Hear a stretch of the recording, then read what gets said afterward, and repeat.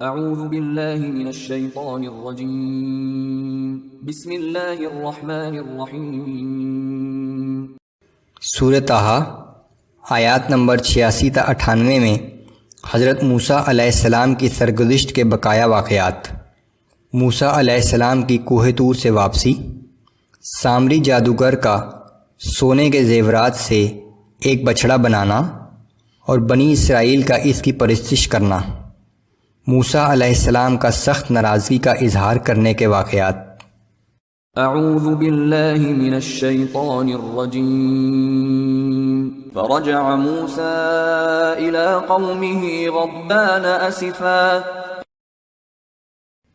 پس موسیٰ علیہ السلام سخت غصے اور رنج کی حالت میں اپنی قوم کی طرف واپس آئے۔ قال یا قوم الم یعدکم ربکم وعدا حسنا۔ اور کہا کہ اے میری قوم کے لوگوں، کیا تمہارے رب نے تم سے ایک بڑی بھلائی کا وعدہ نہیں کیا تھا؟ افطال علیکم العہد ام اردتم ان یحل علیکم غضب من ربکم فاخلفتم موعدی۔ کیا اس وعدے کے بارے میں تم پر کوئی بہت بڑا عرصہ گزر گیا تھا، یا تم چاہتے ہو کہ تم پر تمہارے رب کا غضب نازل ہو جائے کہ تم نے مجھ سے جو وعدہ کیا تھا اس کی خلاف ورزی کر ڈالی؟ قالوا ما اخلفنا موعدك بملكنا ولكننا حملنا اوزارا من زینة القوم فقذفناها فكذلك القى السامري۔ قوم کے لوگوں نے جواب دیا کہ ہم نے تم سے جو وعدہ کیا تھا اس کی خلاف ورزی اپنی خوشی سے نہیں کی، لیکن معاملہ یہ ہوا کہ کبتی قوم کے زیورات کا جو بوجھ ہم پر لدا ہوا تھا وہ ہم نے آگ میں ڈال دیا، اور اس کے بعد سامری نے بھی جو کچھ اس کے پاس تھا آگ میں ڈال دیا۔ فأخرج لهم عجلا جسدا له خوار فقالوا هذا إلهكم وإله موسى فنسي۔ پھر سامری نے اس سے لوگوں کے لیے ایک بچھڑے کا مجسمہ بنا لیا جس میں سے گائے کی سی آواز نکلتی تھی۔ اسے دیکھ کر لوگ کہنے لگے کہ یہی تو تمہارا اور موسیٰ کا معبود ہے، لیکن موسیٰ بھول گیا ہے۔ افلا يرون الا يرجع اليهم قولا ولا يملك لهم ضرا ولا نفعا۔ ان گمراہ لوگوں نے یہ بھی نہ دیکھا کہ وہ بچھڑے کا مجسمہ نہ تو ان کی کسی بات کا جواب دے سکتا ہے اور نہ ان کے لیے کسی نفع و نقصان کا اختیار رکھتا ہے۔ وَلَقَدْ قَالَ لَهُمْ هَارُونُ مِن قَبْلُ يَا قَوْمِ إِنَّمَا فُتِنْتُمْ بِهِ۔ بلا شبہ ہارون علیہ السلام نے موسیٰ کی واپسی سے پہلے ہی بنی اسرائیل سے کہہ دیا تھا کہ اے میری قوم، تم اس بچڑے کے ذریعے آزمائش میں مبتلا کیے گئے ہو۔ وَإِنَّ رَبَّكُمُ الرَّحْمَنُ فَاتَّبِعُونِي وَأَطِيعُوا أَمْرِي۔ بے شک تمہارا حقیقی رب تو رحمان ہی ہے، پس تم میری پیروی کرو اور میرا حکم مانو۔ قالوا لن نبرح عليه عاكفين حتى يرجع إلينا موسى۔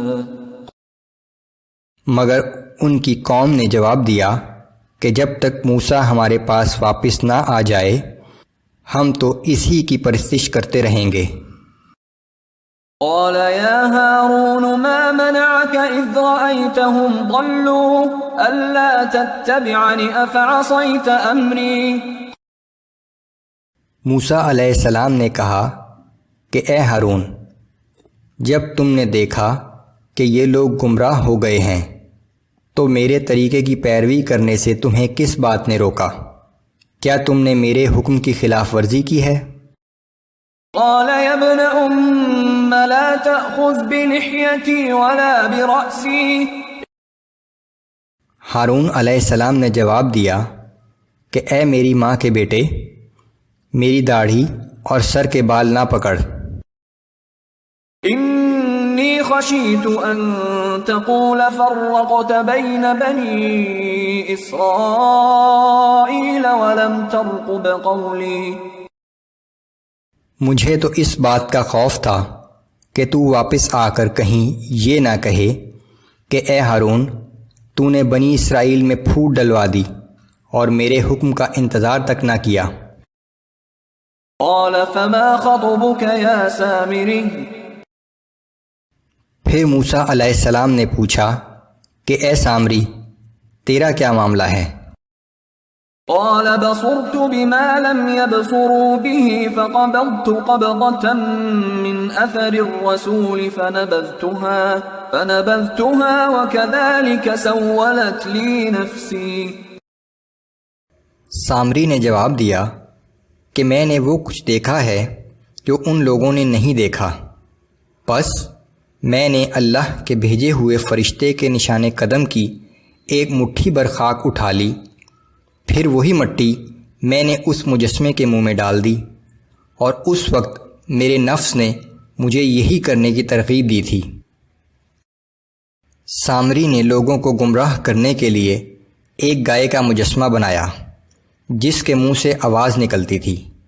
اس نے یہ مجسمہ اس کاریگری سے بنایا کہ جب تیز ہوا چلتی تو اس مجسمے کے منہ سے گزرتے ہوئے آواز پیدا کرتی۔ جب اس نے موسیٰ علیہ السلام کو غصے کی حالت میں دیکھا تو اپنے پاس سے ایک کہانی گھڑ لی کہ میں نے جبرائیل علیہ السلام کو دیکھا تھا اور ان کے قدم کے نیچے سے مٹی اٹھا کر اس مجسمے پر ڈال دی تو اس میں جان پڑ گئی۔ بہرحال یہ بات موسیٰ علیہ السلام کا غصہ ٹھنڈا نہ کر سکی۔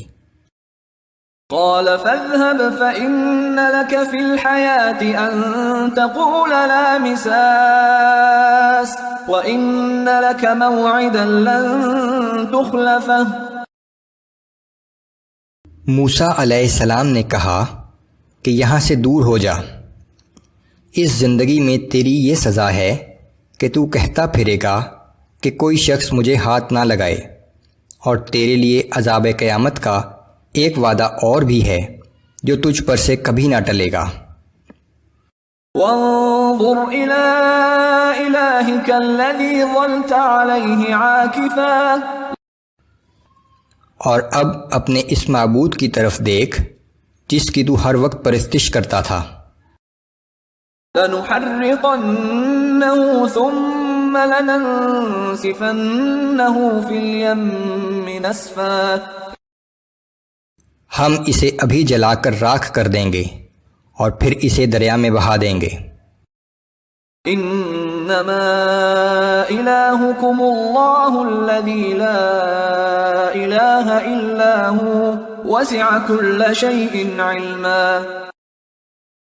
بلا شبہ تمہارا معبود حقیقی صرف اللہ ہے، اس کے علاوہ کوئی عبادت کے لائق نہیں، اس کا علم ہر چیز پر حاوی ہے۔